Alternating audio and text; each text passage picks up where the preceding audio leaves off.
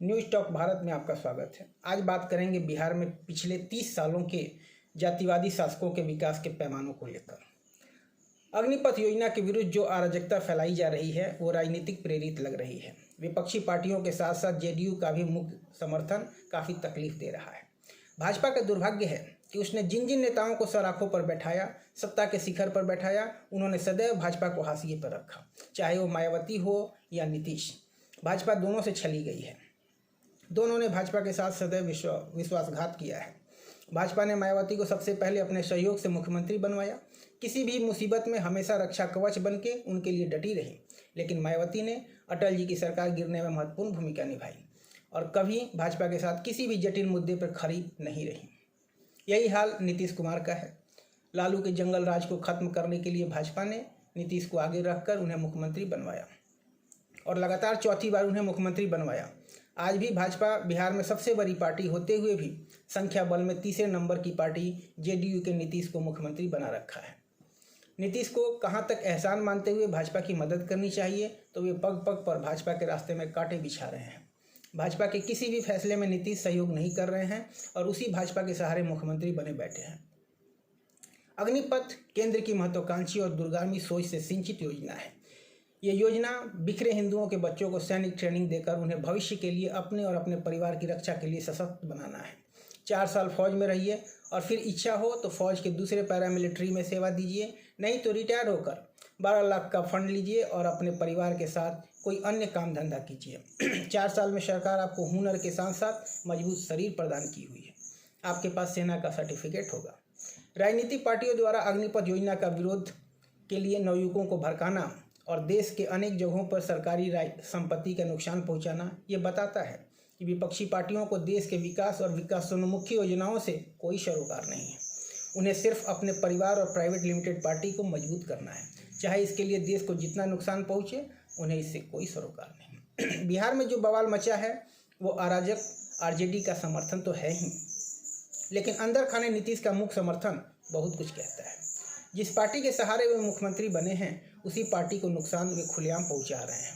मित्रों, चाहे लालू राबड़ी की सरकार हो या तथाकथित सुशासन बाबू नीतीश कुमार की सरकार को, इन तीनों घोर जातिवादी नेताओं के तकरीबन 30-35 सालों के शासन में बिहार जंगल राज से होते हुए अराजक व जाति विशेष की पहचान के साथ कुर्मी लैंड की ओर ही बढ़ रहा है। गरीब और गरीब हुए व रोजगार की तलाश में दूसरे प्रदेशों में धक्के खाते रहे। इन जातिवादी नेताओं पर कोई फर्क नहीं पड़ता। नीतीश कुमार, जिन्हें कुछ चाटुकार टाइप के लोग सुशासन बाबू कहते हैं, हकीकत ये है कि नीतीश कुमार पिछले 15 सालों से बिहार में एक छत्र शासन कर रहे हैं, लेकिन इन्होंने बिहार से रोजगार के लिए पलायन कर रहे मजदूरों के लिए उनके अपने ही राज्य में रोजगार का समुचित प्रबंध नहीं कर पाए। एक भी नए उद्योग नहीं लगवा पाए और ना ही पुराने बंद पड़े उद्योगों को दोबारा चालू करा पाए। लालू राज हो या नीतीश राज, बिहार के होनहारों को पलायन ही एकमात्र विकल्प रहा। राज ठाकरे जैसे नेता भरी सभा में अगर बिहार के मजदूरों पर चुटकी लेते हैं और पूछते हैं कि आप अपने नेताओं से पूछो कि आपके दुर्दशा के कारण कौन है, आपके जलालत के कारण कौन है, अपने परिवार को छोड़कर दूसरे राज्यों में बेतहाशा जुल्म सितम सहते हो, इसके लिए असली गुनहगार कौन है? मित्रों, इन सब के गुनहगार ये जातिवादी नेता ही हैं, जो जातिवाद के घूंट पिला पिलाकर अपना घर भर रहे हैं और निरीह जनता को अपने भाग्य पर छोड़ दे रहे हैं। ये जातिवादी नेता ही जिम्मेदार है इन मासूमों के रोजी रोटी के लिए पलायन और बेतहाशा कष्टों और दुखों के लिए। बिहार के होनहार युवा रोजगार के लिए कल भी दूसरे प्रदेशों में ठोकर खाते थे, आज भी खा रहे हैं। और ये घोर जातिवादी नेता बिहार को कुर्मी लैंड बनाने के सपने के साथ जातिगत जनगणना से बिहार का विकास का मुगालता पाले हुए हैं। अगर जातिगत जनगणना से ही बिहार का विकास हो सकता है तो ये ज्ञान नीतीश जी को अपने पिछले 15 साल के शासन में क्यों नहीं आई? जब बिहार केंद्र की नीति सरकार के विकास और कौशल के नित नए मॉडल को देखकर आगे बढ़ना चाह रहा है, तब ये जातिवादी विश्वमन करने वाले नेता फिर से जातिवाद के आग में झुलसाना चाह रहे हैं। भाजपा बिहार को विकास के राह में आगे ले जाने को सतत प्रयत्नशील रही है, लेकिन ये नीतीश जैसे घोर जातिवादी नेता उसे आगे बढ़ने नहीं दे रहे हैं।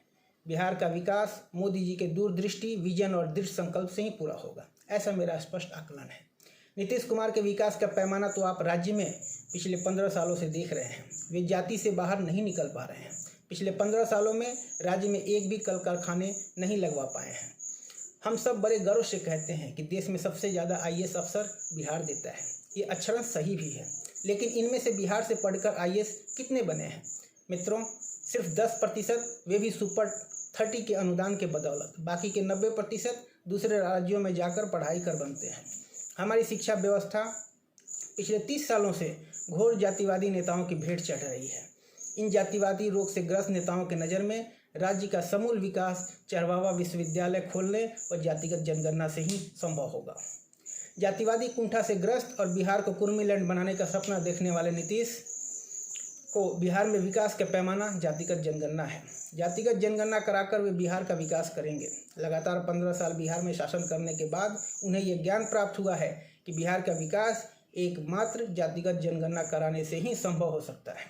बिहार का दुर्भाग्य देखिए कि पिछले 30-35 सालों का शासन ऐसे लोगों के हाथों में रहा जिन्होंने जातिवादी मानसिकता से कभी बाहर निकले ही नहीं। उनके लिए जातिगत समीकरण बिठाकर चुनाव जीतना ही एकमात्र लक्ष्य रहा है। विचार कीजिए और बिहार को आगे ले जाने में जो भी जातिवादी नेता रुकावट हो, उन्हें आने वाले चुनावों में अपने वोटों की चोट से इन नेताओं को उचित स्थान दिखाइए। यहाँ पूरा देश मोदी राज में आगे बढ़ रहा है, हमारा बिहार को आगे बढ़ने से कोई कैसे रोक सकता है? आज इतना ही। अगले अंक में फिर अन्य मुद्दों के साथ आएंगे। तब तक के लिए इजाज़त दीजिए। जय हिंद, जय भारत।